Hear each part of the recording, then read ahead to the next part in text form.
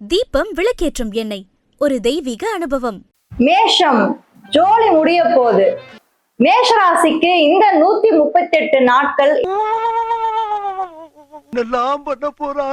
வாங்க தெரிஞ்சுக்கலாம். அதுக்கு முன்னாடி நீங்க ஃபர்ஸ்ட் டைமா நம்மளுடைய சேனலை பார்க்க வரீங்க அப்படின்னா மறக்காம சேனலை சப்ஸ்கிரைப் பண்ணி வச்சுட்டு தொடர்ந்து உங்களுடைய ஆதரவை கொடுத்துட்டே இருங்க. நீங்க என்ன ராசியில பிறந்தீங்க, என்ன நட்சத்திரத்துல பிறந்தீங்க அப்படின்றத கீழே சொன்னீங்க அப்படின்னா நான் தெரிஞ்சுப்பேன். உங்களுக்கு எங்கிட்ட பர்சனல் கன்சல்டேஷன்ஸ் வேணும் அப்படின்னு நினைக்கிறவங்க கீழே இருக்க வாட்ஸ்அப் நம்பர் மூலமா என்ன நீங்க தொடர்பு கொள்ளலாம்.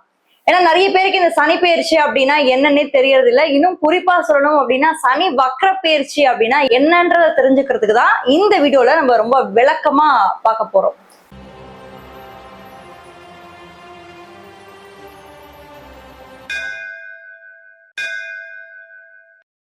சனி பகவான் கால சக்கரத்துடைய 10-11 பாவங்களோட அதிபதியா வர்றாரு. அதாவது மகர கும்ப ராசிகளுக்கு அவரே அதிபதியா வர்றாரு. இவரு மேஷராசியை பொறுத்த வரைக்குமே 12ஆம் பாவத்துல இருந்து வக்ரமாகக்கூடிய ஒரு காலகட்டமானது ஏற்படுது. இந்த காலகட்டத்துல மேஷராசி எந்த விஷயத்துல கேர்ஃபுல்லா இருக்கணும் அப்படின்னா சனி பகவானோட பார்வைகள்ல கேர்ஃபுல்லா இருக்கணும். ஏன்னா நம்ம நிறைய இடத்துல சனி பயிற்சியை பத்தி பேசுறோமே தவிர சனி பகவானோட பார்வைகள் எதெல்லாம் பண்ணும், எந்தெந்த மாதிரி தாக்கத்தை கொடுக்கும் அப்படின்றத நம்ம அவ்வளோ பேசுறது கிடையாது. ஏன்னா அவ்வளோ நமக்கு அது தெரிஞ்சுக்கணும்ன்ற எண்ணமும் இருக்காது.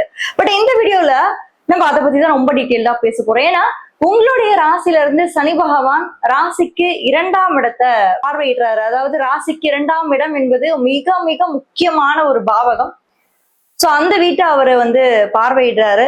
ராசிக்கு 6ஆம் வீடு, அதுவும் புதனோட ஒரு வீடு, அந்த வீடையும் அவர் பார்வையிடுறாரு. அதுக்கடுத்து ராசியில இருந்து 9ஆம் வீடுன்னு சொல்லக்கூடிய பாக்யஸ்தானத்தையும் அவர் பார்வையிடுறாரு.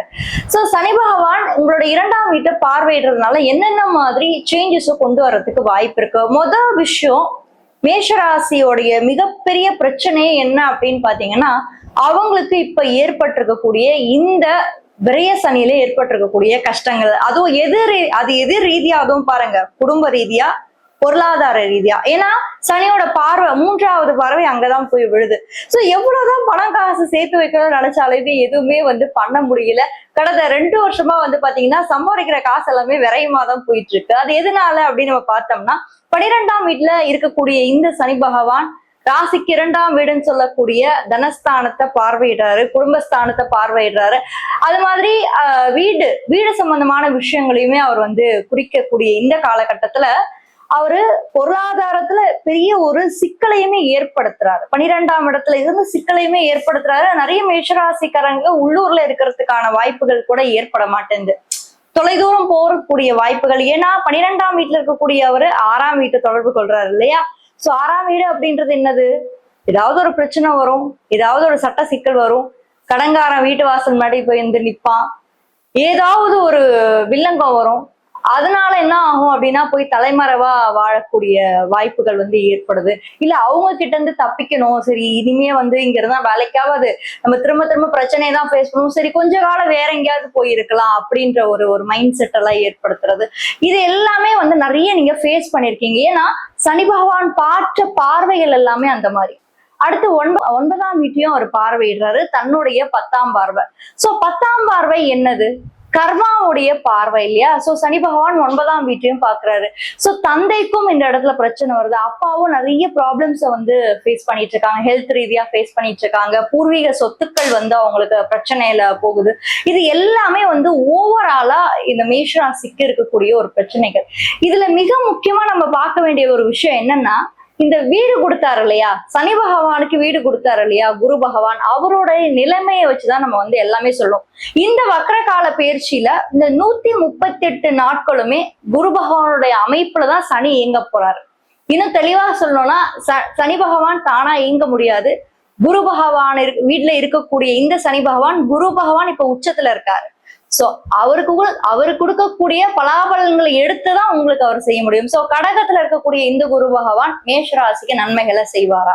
நிச்சயமாக நன்மைகளை செய்வார். எந்தெந்த வகையில நன்மைகள் செய்வார் அப்படின்னா சனி பகவான் பார்க்கக்கூடிய வீடுகள் மூலியமாக நன்மைகள் செய்வார். சோ இப்ப 2ஆம் வீட்டை பாக்குறாரு. இந்த வக்ர கால பயிற்சியில என்ன நடக்க போகுது அப்படின்னா பினான்சியல் செட்பேக்ஸை கொஞ்சம் குறைப்பாருங்க.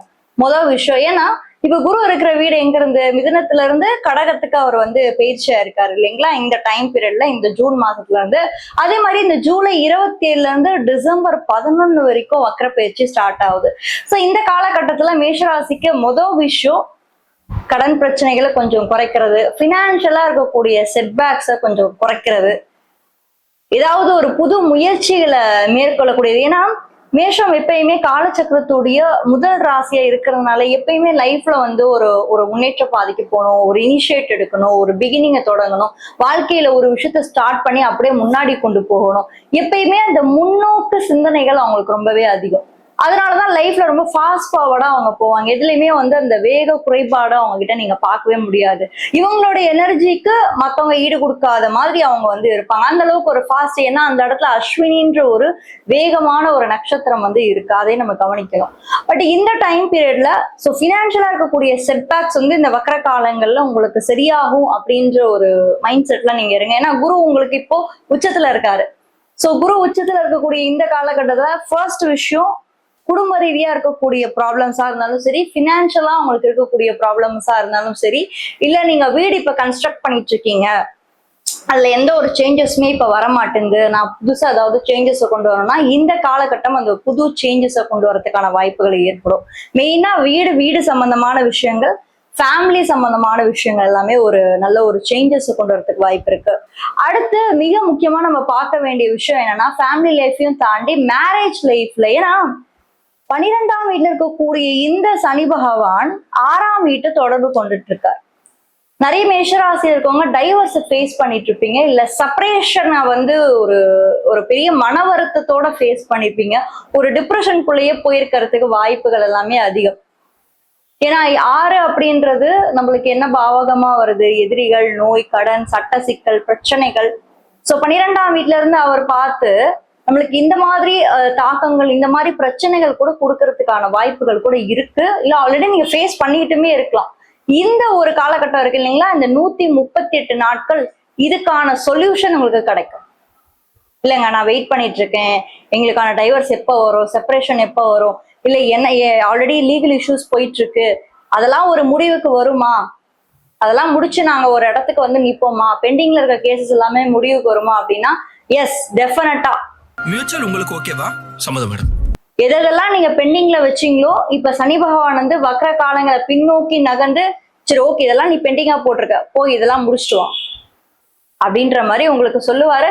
லைஃப்ல சில சேஞ்சஸ் கண்டிப்பா வரதான் போகுது, அது எந்த ஒரு மாற்றமும் இல்லை. இந்த 138 நாட்கள் மட்டும் நான் சொல்ல முடியாது, அடுத்த வருஷம் ஃபுல்லாவே நான் சொல்லுவேன். ஏன்னா இந்த சனியோட தாக்கமானது விரைய சனில இருந்து உங்களுக்கு மாறப்போகுது இல்ல, விரைய சனில இருந்து ஜென்ம சனிக்கு மாறப்போகுது இல்ல. சோ தொடர்ந்து இந்த தாக்கத்தை அவர் கொடுத்துக்கிட்டே இருப்பார். அது நீங்க வந்து அந்த பாயிண்ட்டை நீங்க எப்பவுமே வந்து நோட் பண்ணிக்கணும். அடுத்து குரு பகவானோட மாற்றமும் உங்களுக்கு நல்லதான் இருக்க போகுது. நெக்ஸ்ட் ஒரு 1 இயர் அவர் வந்து இப்போ கடகத்துல இருந்து கும்பத்துக்கு போறதுனால அந்த சேஞ்சஸ்மே வந்து கொஞ்சம் கொஞ்சமா வந்து கொண்டு வந்துட்டே இருப்பாரு. மொத்தத்துல மேஷராசியை பொறுத்த வரைக்கும் இந்த 138 நாட்கள் எந்தெந்த விஷயங்களை நீங்க கேர்ஃபுல்லா இருக்கணும் அப்படின்னு நம்ம பார்த்தோம் அப்படின்னா, முக்கியமா லீகல் இஷ்யூஸ், சட்ட ரீதியான சிக்கல், மேரேஜ் இஷ்யூஸ், டைவர்ஸ் இஷ்யூஸ், இது எல்லாமே வந்து கொஞ்சம் முடிவுக்கு வர்றதுக்கூடிய ஒரு காலகட்டமா இந்த ஒரு காலகட்டத்தை நான் வந்து பாக்குறேன். பயப்படாதீங்க, உங்களுடைய லைஃப்ல இதெல்லாம் ஒரு முடிவுக்கு வருது அப்படின்னா ஏதோ ஒரு பிரபஞ்சத்தோட ஒரு மாற்றமா இருக்கும் அப்படின்றத மட்டும் நீங்க மனசுல வச்சுட்டு இதை நீங்க ஒரு ஒரு நல்ல இதுவா நீங்க வந்து கொண்டு போங்க. நல்லதே நடக்கும். நன்றி.